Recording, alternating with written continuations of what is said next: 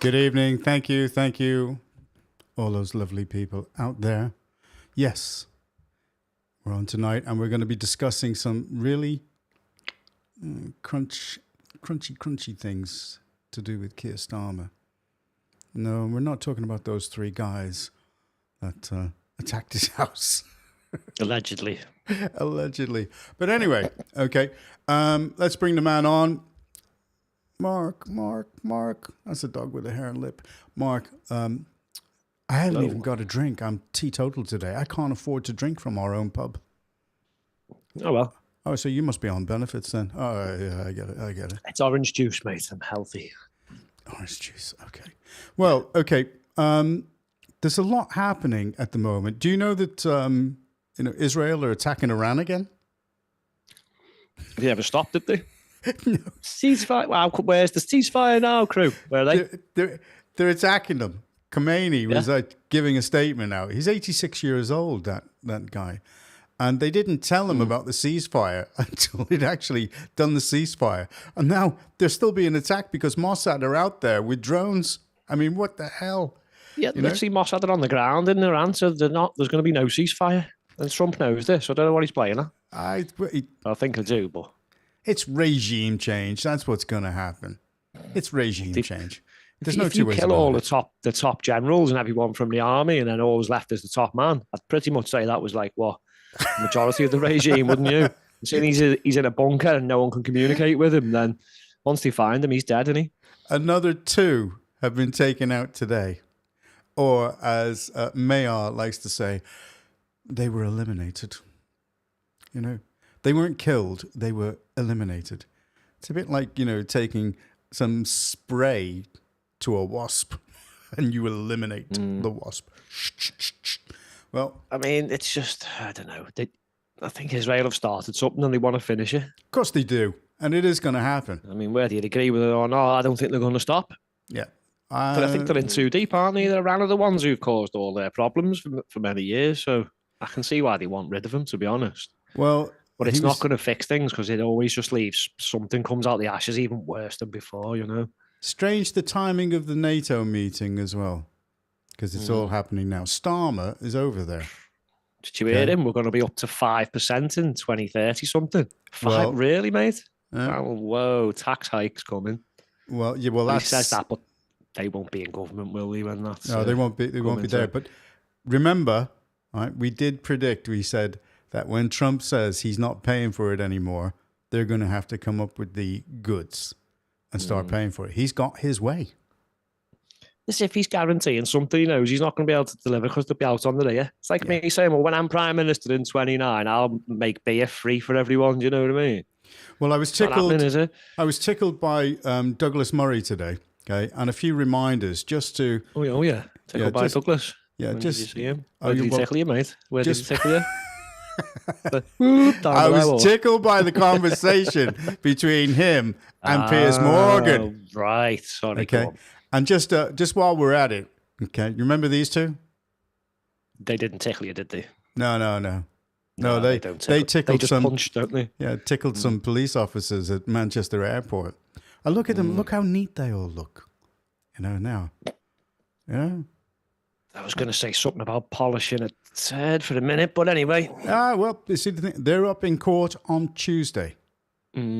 So doesn't matter what they wear, mate. They'll show the jury the video, and I think that should be that. But anyway, what would I know? Wouldn't want to interfere in a case. There's lots of things happening next Tuesday, so we can say to these guys, "See you next Tuesday."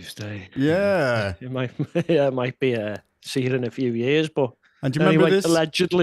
Allegedly on camera, they battered some coppers, so we'll see how that goes. Eh? Yeah. Well, we covered this as well. Okay, do you remember this guy, Councillor Madgwick? Hello, I'm George Madgwick. What Yeah. I'm about to tell you is probably going to get me into some serious trouble over the next. Has he been in serious trouble? Well, no, he's not been in serious trouble. What's no, happened because he's is done nothing wrong, has he? No, what's happened is the CEO that called him. He's actually pushed, and she's going to be investigated now. So Natalie Brahma Pearl has now been referred to HR at the council. What about the police that phoned him as well? Well, That's gonna say certain things are gonna come up, but let's just see how this kicks off. But this is where we're being attacked from within. So we'll keep an eye on that and see what happens there, right? But yeah, that sounds like the CEO's going to take the fall, and the police are just going to. Yeah, that's right. Nothing to see. Move along. Nothing to see. Move along. These are not the droids you're looking for. Yeah. Well, back to what I was saying before about Douglas Murray. Check this out, and then we'll finish that, and we'll go straight on to Starmer, baby. Starmerbot. Starmerbot. Ready.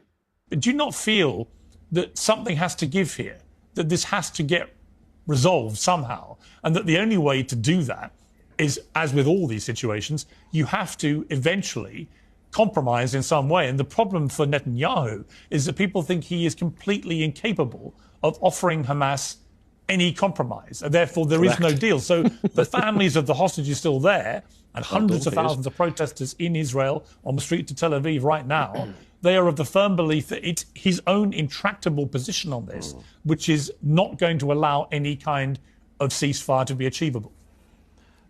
But there again, if I can say so, Piers, it's the same thing, which is the presumption that it's Netanyahu who is uncompromising. We end up with this, again, because Netanyahu is a democratically elected leader, and so it's assumed that some pressure can be brought to bear on him. In my view, it is not Netanyahu who's uncompromising. It's Hamas that's uncompromising. They could have handed back the hostages last October. Absolutely. They could have not just done not took them in the first place. I mean, they could have tried to build a state since 2005, when Israel withdrew from the Gaza, and handed the place over to them. Hamas could have used the billions of dollars and pounds and euros that British and European and American taxpayers gave them since 2006. They could have used those billions of dollars to build up Gaza.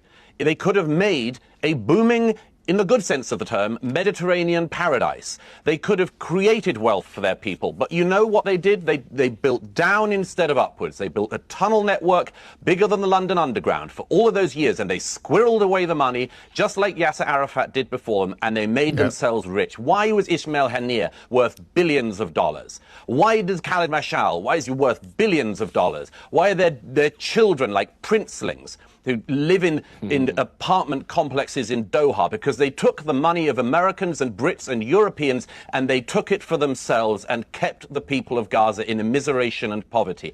There has been since 2005 a complete... I didn't want to interrupt him, but, I tell you, because he just makes so much sense. He's telling everybody like it is, what happens. And, and we've got people over here saying... well, we stand with Gaza. I mean, what the hell? And also Hamas. I mean, these people are freaks in this country. I'm ashamed. I'm ashamed actually to be associated with them. But I'll let him finish off what he's going to say there. And you don't have to say anything if you don't. I'm ashamed. Don't annoy the hand that tickles you. Counterfactual of what could have happened. But the Hamas leadership didn't want that.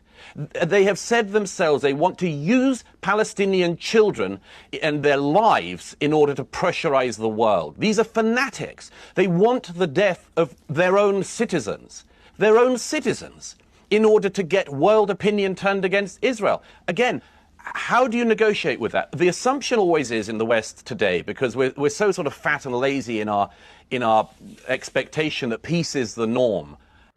Right. Okay. So he's dead right, isn't he? He's absolutely bob on. I mean, I won't go on any further. I mean, everything that he says is absolutely bob on. And to wrap it up, what makes anybody think that there will ever be peace with Iran?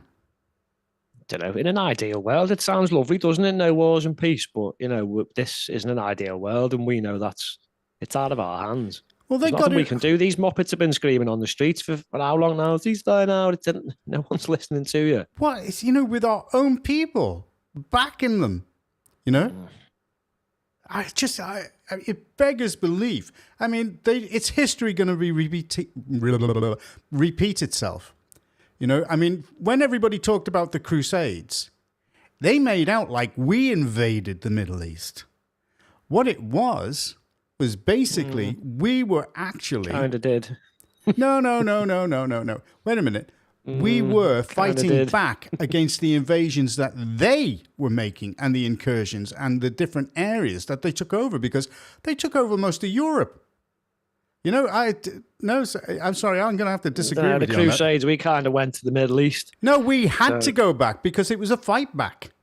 You know, it was a fight back. I'll argue that one, and I'll cite, and I'll get the stuff to cite. There was more than one, and they all had slightly different agendas. There was different people involved in them, and by the time it got to the last ones, it escalated that much that there was people from Germany and all kind of just pillaging places. So there's absolutely no doubt that horrific things took place. It's way more complex than we just went to save this or that. There is no doubt that horrific things happened on both sides of the argument.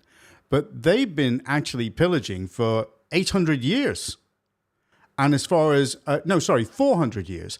And one of the popes just decided, that's it, we're going in. And that's where it came about. Now, yes, there might have been abuses taken place. And I don't think, it's multi-layered. And I agree with you on that point. I think we should do something about that and speak about it. But anyway. I don't know, because look, we interfere in there for what? Since what? The Day of Dawn? It never gets any better, does it? Pardon me. Who's this Dawn? Does it? I don't know. I nearly told a joke then. I don't know if it's acceptable on here. Right. Okay. Well, here it is. Should I give it a try? If you want. I'll leave it. Leave it. Okay. As a precursor to talking about and showing some stuff about Keir Starmer and the welfare cuts that he's going to make, this is life in the UK from taxpayer number one. So let's get this right. We're paying on public transport or our cars or whatever to go to work, paying childcare so we can go to work, but we're working to have to pay for the childcare and the transport to go to work, to pay for the roof over your head, that you're never in the freaking house anyway because you're at work, to be taxed on the work that you're doing and lose so much money, to be taxed on everything else that you buy, to not be even able to afford a holiday, and you could only holiday in the half term if you've got children, which is like triple the amount. Got your kids in a system that completely dumbs them down whilst you're at work being made a fool of. No family time because you're at work. I mean, those people have benefits ain't looking too silly, are they? They're at home, they're with the children, they're being a family, they can go on holiday if they wanted to without being a family. They probably can't afford it, but they could do it. Like, I think everyone that works is just looking stupid right now, aren't we? What are we working for? There you go. What are we working for? Okay. Now this is Keir Starmer's Britain today. These are the people that are talking. Now, it's not all his fault. I mean, the Tories accept 14 years of that blame as well. But we are here. And what is he going to do?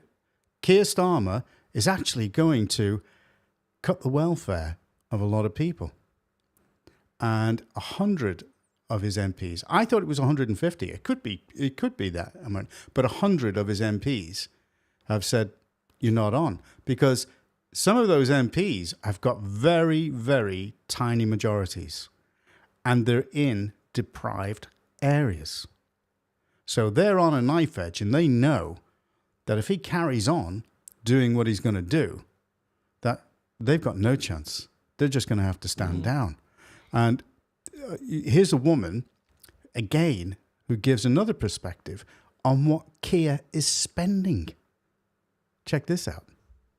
Good luck. Trigger warning. This will make you choke on your coffee this morning. Okay. Go for it. She's got something Drink sensible. Coffee. Choke on something else. Carry on. Guaranteed. I thought the UK had no money. I thought we were skint. I thought we were really in dire straits. Like We're not. the black We hole are, that we are. Keir Starmer keeps talking about. Choked on me Left orange with juice. This terrible deficit and no money. Listen to this. Excuse me. I've just been choking. This is what Keir Starmer has awarded in our taxpayers' money since he's been in government. She looks like one of those women off Return of the King, one of the elven women. She needs to just keep still a little bit. I know. Oh. Check those ears out. Look at them. They're definitely elven ears. But I mean, she's got a point. Listen to her. Ukraine, 235 million. Ethiopia, 225 million. Afghanistan, 171 million. Syria 160 million, Yemen 144 million, Somalia 143 million, Sudan 130. I mean, I could go on. Palestine, Nigeria, Congo. This one, World Health Organization. Yeah, think about that. 310 million. 310 million to the people that, yeah, you know what I'm saying, all about that. Jabby, jabby. Pakistan, 100. I mean, it just goes on. Kenya, Bangladesh. I thought we didn't have any money. Maybe that's why we got no money. Is it not time to start spending it on us? Schools, hospitals, mental health. Yep. I just. Yeah, there's loads of other stuff. Flabbergasted.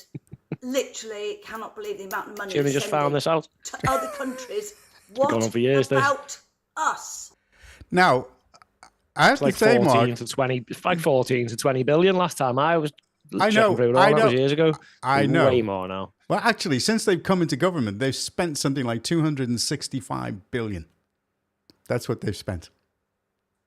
That's a lot of dosh. So we found a big black hole, and that was 20. Yep. So we've times it by 10, but just said nothing. Yep. So has that black hole got bigger, or is it still the same one? So they couldn't give the winter fuel allowance, 1.5 billion, to the pensioners.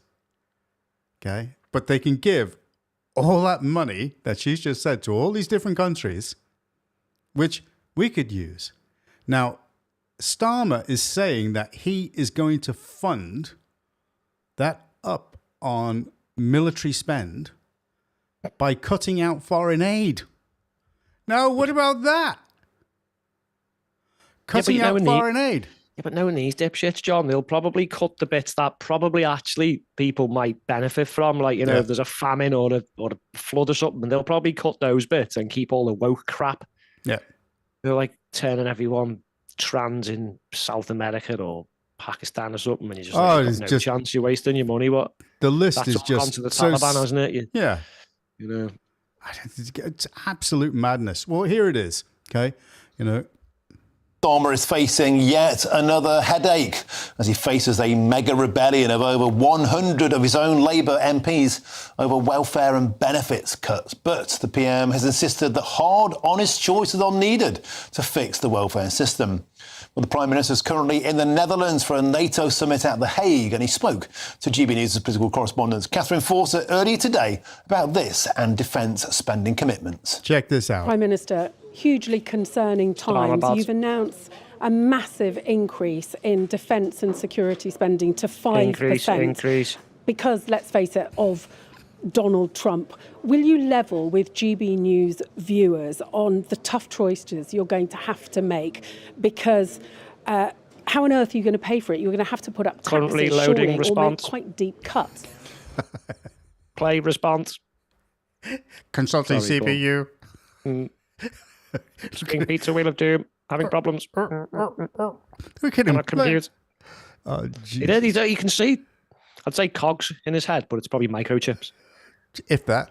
Look, he's like, yeah, I've got the message. Go on. Let me press play now. Let me first of all reassure your viewers that the first duty of the UK Prime Minister is the safety and security of our citizens. So that's a duty the safety and security of our citizens. Okay, look what's happening on the streets. Look at London, knife crime capital of the country. I mean, there's someone chasing someone around the train station the other day with a knife, trying to nick his watch or something, and it's like, look at that other guy that actually killed that lad just for brushing past him on the train. Killed him.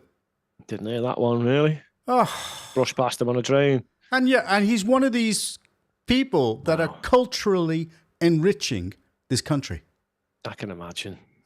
It's just no description given by police. No, you saw the pictures of him straight away. Oh, you did? Yeah.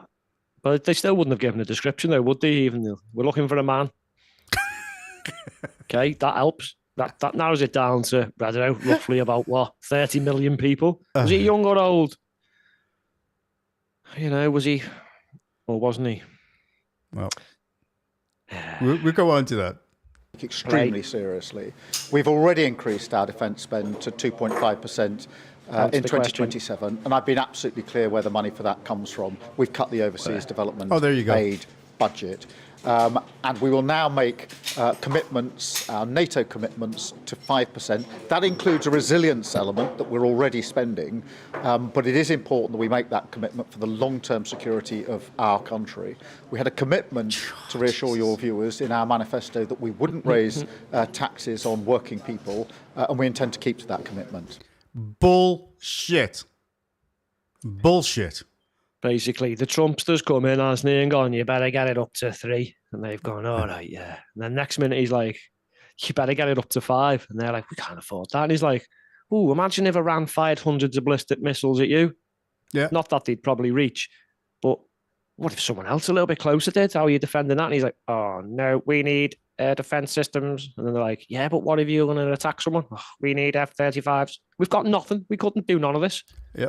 Well, this is the truth. He's committed to buying, I think, 17 fighter aircraft that can carry nuclear warheads. That's all good and well, John, but we haven't got any aircraft to refuel them.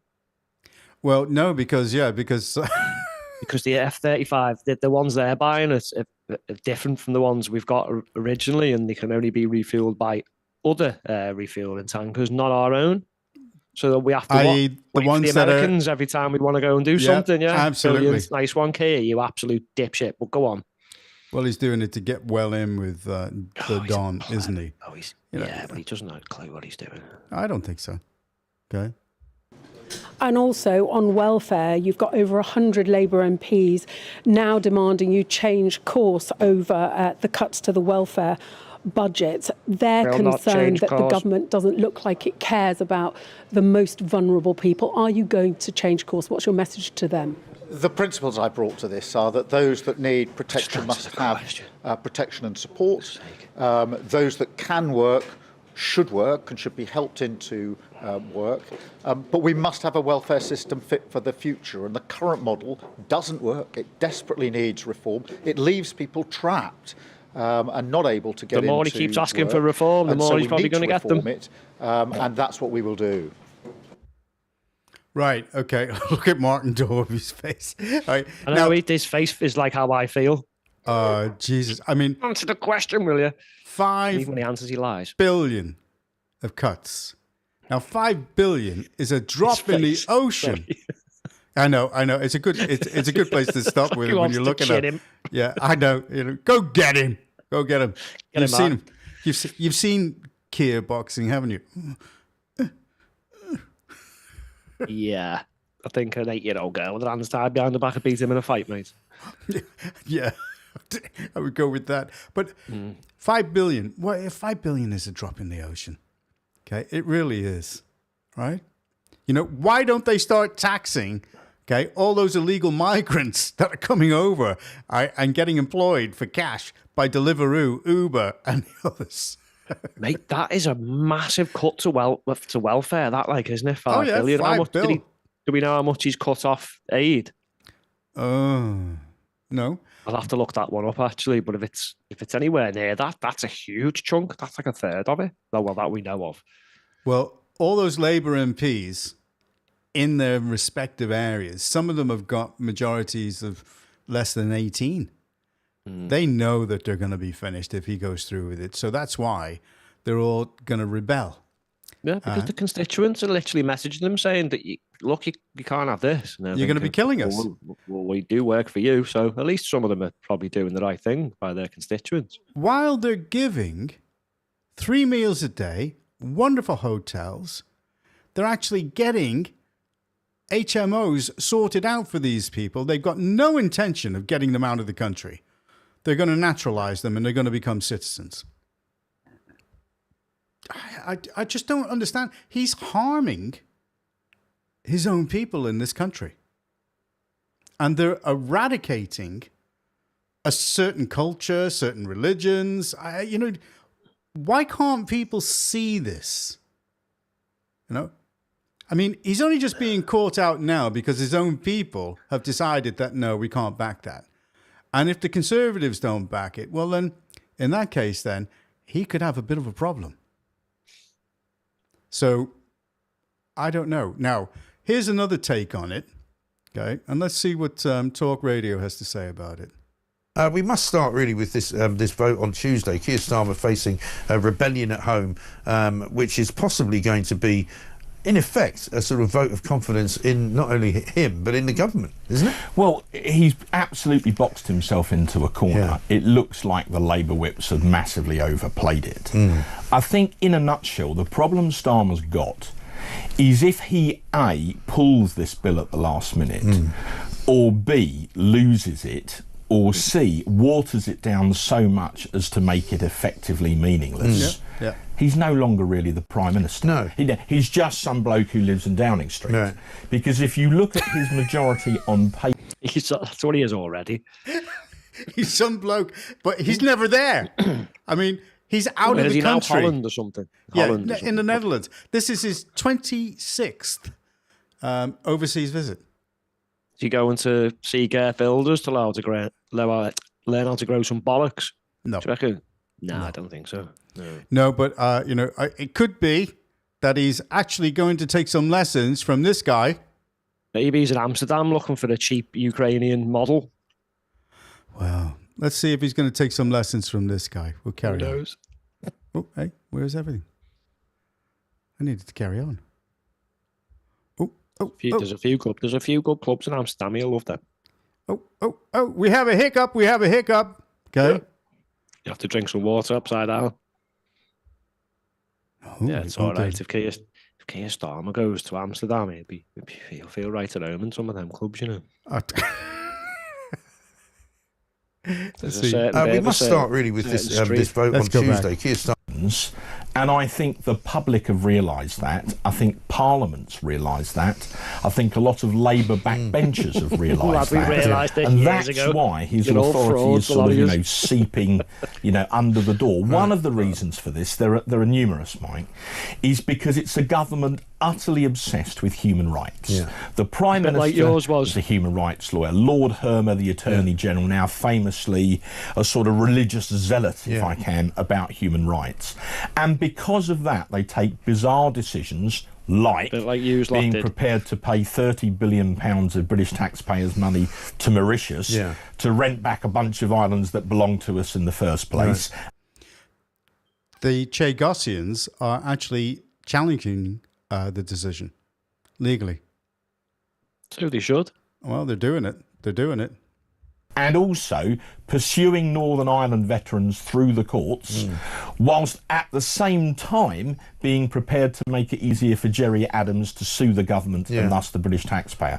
Because their minds are obsessed with human rights, they end up tied up in these ridiculous knots, which look daft to the voting public, but seem to make sense to them. So it's a government completely hidebound by its obsession with the Human Rights Act and the ECHR, making one mistake after another, and even their own backbenchers can see it. Hence the mood. Right, and of course, we'll come back to the SAS please, story in a second. Him and his mates know nothing about any of this. With nothing. Human rights. See, this is what gets on my nerves. They're able to sit down and point the finger now, but they created the facility to allow all these things to happen. They did nothing while they were in. I mean, I quite like Mark Francois because he was a Brexiteer and he did follow through. And the other fellow, who's the other fellow? Steve, whatever, he seems to have disappeared now, off the scene. But Mark Francois is still there. And he does see it exactly for what it is. I'll just listen to a little bit more of it and see what he says.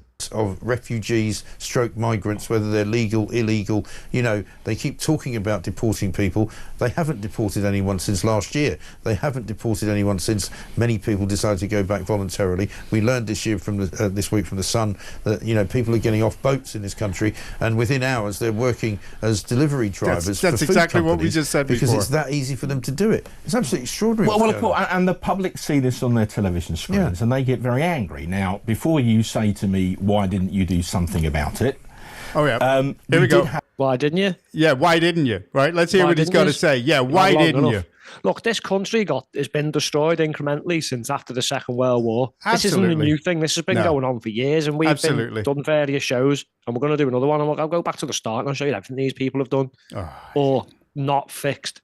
They had 14 years to reverse a lot of the stuff what happened before them, and they did nothing. And they did nothing. They did Absolutely nothing apart from jump on the woke bandwagon. So anyway, let's listen to his weak excuse, and then Okay, and then we'll kick him off, and then we'll wrap up. the consensus are It was irrelevant. called the Rwanda Plan. Yeah. Some people liked it, some people didn't. But Waste it's of one space. more plan than Labour have got. There was, they tried Oh, to I had recreate a something better plan than with them, even though it Albania. was crap. Right. And you Whatever, mate. Oh, They didn't have a plan, but we had a crap one, so therefore we're better at being shit Crap. than they are. Do you know what? Again, it's like watching PMQs, which I had to turn off against day. it's just bollocks, isn't it? Oh, we used them all rubbish out of me and you. It's not me, it's you. Oh, yeah, I'm glad you ended. I just can't listen to them, mate. These conservatives. No, are I just can't. bad. It kind of pisses me off. I want to, I want to go out and fight like this guy. And I was started happy before. I'm feeling moody. Clonk. The first one's the best, isn't it? Oh no, the second one was right on the fob. Oh, look at him on the floor. Oh, Jesus. No. I want to, I seriously, I want to be able to go to a protest like that. Watch it. He's got a frying pan. Find out where that is, and we'll have a little holiday there. The next one's gone. Well, look, we'll get off it. I didn't mean for this to carry on, for too much longer. But I mean, we're going to cover it. What's going on Tuesday, and we'll get it sorted out. Okay, and I mean, listen, this is what I think they've got heading for them. I was going to say, what do you reckon is going to happen? This is what I think they've got heading for them. Excuse me, love. Will you be voting Labour in the next election? Abso-fucking-lutely not. I'd rather run a marathon over some fucking Lego. Hi, sir. Will you be voting Labour in the next election? I'd rather dangle my balls in a fucking blender than vote for that shite.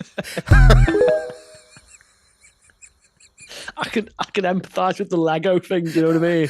All the times I've stood on that, and been like, pick this Lego up, lad.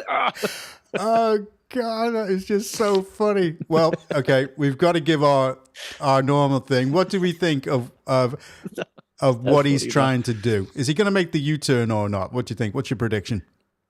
Oh, it's a tough one. He knows they're going to rebel, so he's going to have to try and do so. He's going to water it down, isn't he? He's going to have to do something. Yeah. If he sticks to his guns and loses, that's going to look really bad. Yeah. And then they're going to go for a no confidence. He's going to want to get it through, but I think he's going to have to water it down. Okay. He's going to have to try and keep them happy, but get the majority of it through. Well, this is my usual feel about this. I'll say good night to you. Thank you so much. And how are you feeling, Douglas? Did you tickle him back? Did you tickle him back? Did you tickle him back? Did you? Did you enjoy it? Sir? Ooh, sir. Was it nice? Okay. Well, we're gonna award Keir, the usual WTF cultured version, and we'll leave on that. Good night to you, Mark. Take it easy. Good night. Good night to all our lovely viewers and listeners. What makes me laugh? You sing it really well. Bitch, what the fuck? Bitch.